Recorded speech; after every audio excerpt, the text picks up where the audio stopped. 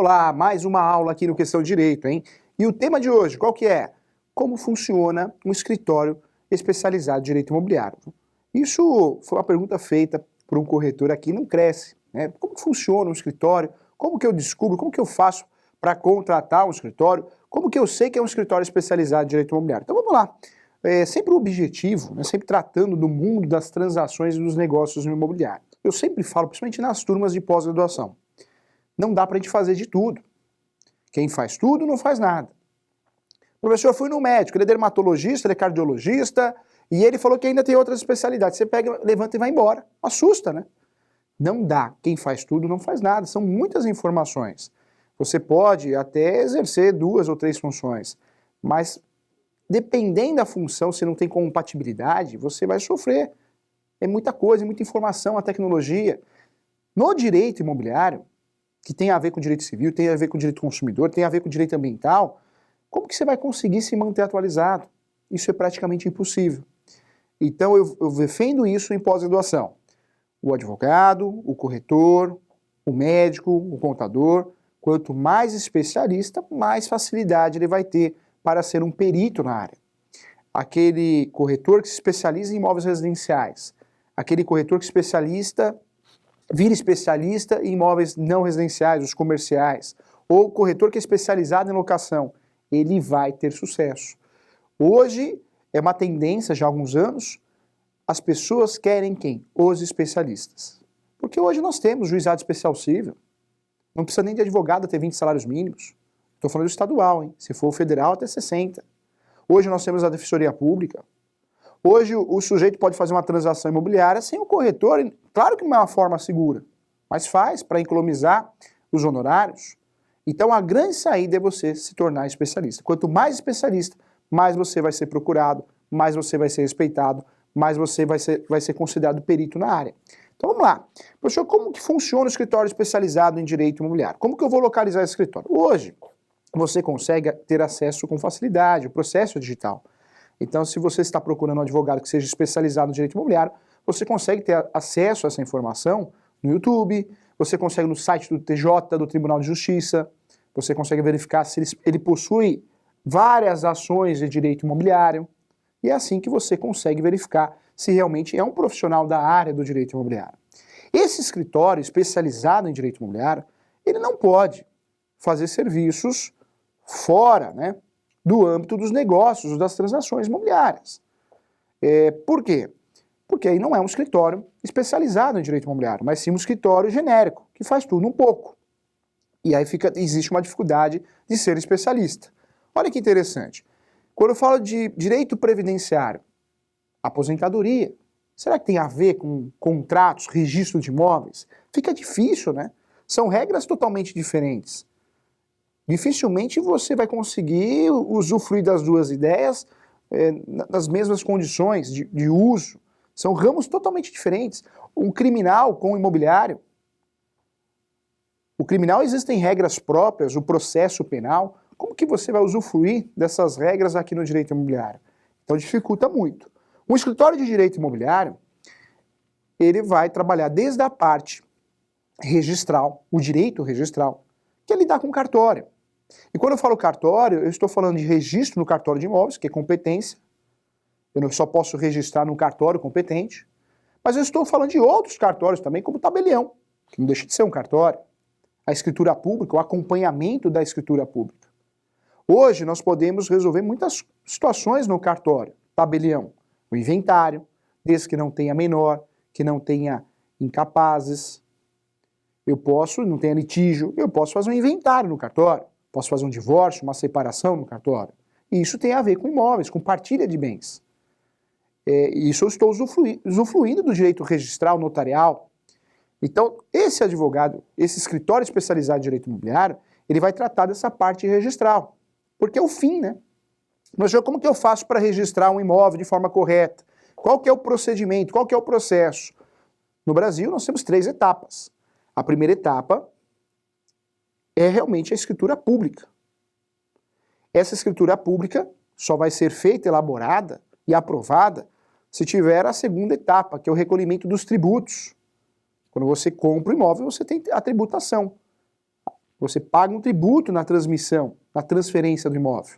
E essas guias, os comprovantes de pagamento dessas guias, têm que aparecer aonde? Na escritura pública. Ah, professor, já está regular. Não, eu pego essa escritura pública que foi feita, foi aprovada, porque foi pago os tributos, e registro no cartório de imóveis. Aí quando eu solicito uma matrícula atualizada e o imóvel está no meu nome, legal. É sinal que eu tenho um imóvel de forma regular, eu tenho a propriedade. Olha que legal. Então o direito imobiliário ele tem tudo a ver com o direito registral. Mas o direito imobiliário também é direito civil.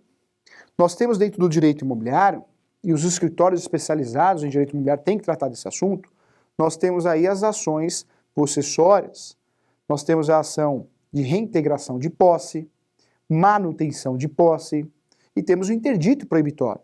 São ações de procedimento especial, são ações que o escritório de advocacia especializado em direito imobiliário requerem a retomada de um imóvel, por diversos motivos, desde que o seu cliente não tenha a propriedade. Porque se o seu cliente tem a propriedade, não há que se falar em ação possessória. Ação possessória não interessa quem é dono, interessa quem tem a posse. Já ações de propriedade interessa quem tem um registro, a propriedade, o documento de registro que é emitido, elaborado pelo cartório de imóveis.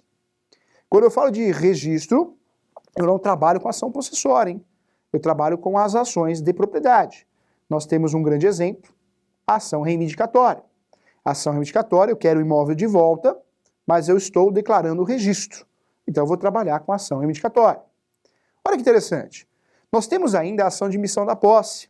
Toda vez que eu tenha comprado um imóvel em um leilão, ou ainda nos adjudicados da Caixa, eu comprei o imóvel, eu tenho o registro dele, tem que ter a propriedade, hein? Mas eu nunca tive a posse. A ação adequada, a ação correta, para que eu possa ter a chance de usufruir a posse do imóvel pela primeira vez, é a ação chamada ação de emissão da posse. A ação de emissão da posse é a ação que tem o objetivo de recuperar o imóvel pela primeira vez para quem nunca teve a posse, mas tem o registro. Olha que interessante, hein? Nós temos ainda a chamada ação de resgate, ação de resgate, hein? Muito cobrada até em concurso público. A ação de resgate, eu vendi para o Felipe, que está aqui no estúdio, e eu exigi essa cláusula de retrovenda. Eu exigi, ele aceitou. Eu tenho até 3 anos para fazer isso, hein? Falo, Felipe, agora eu quero o imóvel de volta. Não, que isso? Eu não tenho interesse nenhum de sair desse imóvel que eu comprei de você. Eu posso ingressar com uma ação contra ele, que chama ação de resgate, para resgatar o imóvel de volta.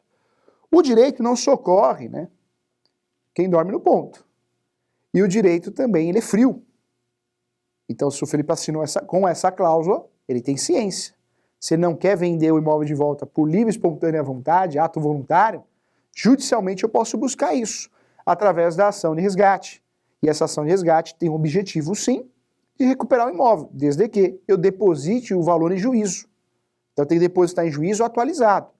Se o Felipe alegar que fez diversas benfeitorias no imóvel, gastou 50 mil, eu vou ter que reparar ele também, das benfeitorias e corrigir aquele valor que ele me pagou. Mas fato é que eu vou conseguir esse imóvel de volta. Por isso muita gente assina um contrato de compra e venda, promessa, compromisso, sem ler, hein? Seja particular ou seja público, hein? Como que você pode fazer um negócio desse? Olha o risco, hein? Então isso também é direito imobiliário, ação chamada ação de resgate. Nós temos outra ação conhecida, que também é uma ação que todo escritório especializado em direito imobiliário vai usufruir, que é a chamada ação de adjudicação compulsória. Eu vendo o imóvel para você, só que olha que interessante, você me pagou e eu sumi. E eu não passei o imóvel para você para efeitos de cartório, escritura pública. Não foi lavrada a escritura pública e não foi registrado. Se eu sumir, você pode conseguir isso judicialmente. Qual seria a ação? A ação de adjudicação compulsória. A ação de adjudicação compulsória tem o objetivo de obrigar o vendedor a transmitir a propriedade para o comprador, desde que ele tenha pago, desde que ele tenha o comprovante que pagou. Então ele tem esse direito. Seja em face de uma averbação no cartório ou sem averbação no cartório. Quando eu falo de averbação, a averbação do contrato de compromisso e compra e venda no cartório de imóveis. Pode existir essa averbação ou não, eu tenho o direito na verdade, eu comprador, tenho o direito de cobrar do vendedor a transmissão da propriedade. Nome da ação, hein? Ação de adjudicação compulsória.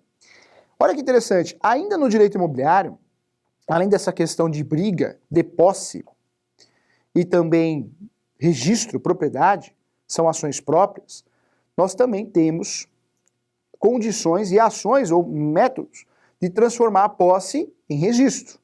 E hoje nós temos como um dos principais temas, né, vinculados para transformar a posse em domínio, o chamado uso capião. É isso mesmo. O uso capião, hoje nós temos dois procedimentos. Nós temos o primeiro procedimento, que é o extrajudicial. O segundo procedimento, o tão conhecido e tão antigo judicial. Eu posso fazer uso capião em cartório. Qual cartório? Tabelião de notas. É lavrado uma escritura pública e depois eu levo isso a registro. É uma ótima ideia. Isso chegou com o novo Código de Processo Civil. Ainda precisa de diversas melhorias. Nem sempre eu consigo fazer através do cartório, porque tem que ser um ato voluntário, não pode ter briga. Eu preciso de uma situação bem consensual, né? Então, o vizinho, os vizinhos, né? O proprietário ou os herdeiros, não pode ter discussão em relação a isso, porque eu vou precisar da assinatura de todo mundo.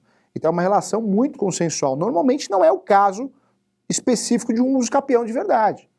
Normalmente o uso capião de verdade existe uma invasão, existe uma posse, uma venda de posse, o herdeiro não sabe ou nem concorda, é totalmente diferente. Por isso hoje no Brasil, atualmente, muita gente usufrui desse instituto uso capião, extrajudicial ou administrativo, termos diferentes, mas significam a mesma coisa, mas não é a grande realidade do grande volume do uso capião. A maior parte das ações do uso capião, como o próprio nome diz, né, ações são judiciais e não extrajudiciais, tá? Então, nós temos dois procedimentos, mas ainda assim, muitas vezes a gente aplica o judicial. Quando fala de uso capião, é importante a gente lembrar que nós temos 36 espécies no Brasil, no mínimo, hein? Os mais utilizados, nós temos o uso capião extraordinário, temos o uso capião também ordinário, são os usos capiões chamados usos capiões comuns, né? São os mais utilizados. O extraordinário, 15 anos, com moradia habitual ou uso da propriedade com fins econômicos, pode reduzir de 15 para 10. No antigo Código Civil já foi 20.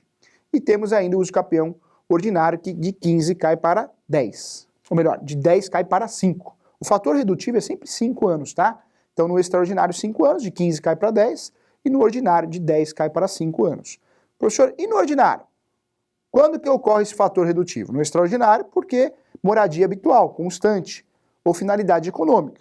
Já no ordinário, essa redução vai ocorrer por quê, professor? Porque tem título boa-fé? Não. O título boa-fé já tem que ter, obrigatório nesse uso capião. Essa redução vai ocorrer quando existe alguma anotação no cartório. Engraçado que o Código Civil esclarece, né, registro, mas tá errado, o termo foi mal usado ali, hein? Quando tem alguma verbação, alguma anotação no cartório, aí existe essa redução no ordinário de 10 para 5 anos, tá? E aí aparece o uso capião coletivo, como muito utilizado também, para regularizar grandes comunidades. Aparece também o uso capião constitucional especial, muito utilizado, porque o lapso temporal é de 5 anos. E nós temos a grande novidade, que é o uso capião chamado de meação. Ocorre o abandono, o casal, um abandona o outro, e aí esse que foi abandonado pode fazer uso capião da parte daquele que abandonou, né? Então eu fui abandonado, eu posso fazer uso capião da parte dela ou dele, eu posso fazer esse uso capião. Então veja, direito imobiliário, um escritório especializado em direito imobiliário também trabalha com ações de uso capião. São ações constantes do dia a dia, então também é importante lembrar. Toda vez que eu falo de uso capião coletivo, precisa tomar muito cuidado, porque o uso capião coletivo, se eu usufruir de uma ação de uso capião coletivo, eu preciso avisar o cliente do risco dessa ação. Ela é muito bonita na teoria, na prática ela é complexa, porque nós temos sim um judiciário que não gosta de ações coletivas, em regra, porque são ações difíceis de serem julgadas, analisadas. Já pensou uma ação coletiva com 50 famílias, 20 famílias? Como que fica esse processo? Como que o juiz vai ter segurança jurídica para julgar? É difícil, né? Mais vale ele julgar 50 ações uma por uma do que uma ação com 50 pessoas. Por isso existe o desmembramento do polo ativo da ação, que o juiz, a justiça, o Poder Judiciário, pede para separar esses autores. Então, uma ação vira várias ações. Isso acontece muito. Olha interessante, na ação de uso capião coletiva, um fator importante também, que na ação de uso capião coletivo, depois você vai ter que fazer o quê? A demarcação da área, hein? Então, quando eu faço uma ação de uso capião coletivo, depois eu vou ter que fazer a outra ação, que é demarcação de área. Olha a dor de cabeça que vai dar. Ou seja, você vai ter mais dificuldade ainda para conseguir êxito nessa ação, né? Então, muito complicado, hein? A dificuldade de conseguir êxito, e se conseguir êxito, vai ter que usufruir de uma segunda medida, que é a ação de demarcação de área, né? Então, muito importante a gente apontar isso também.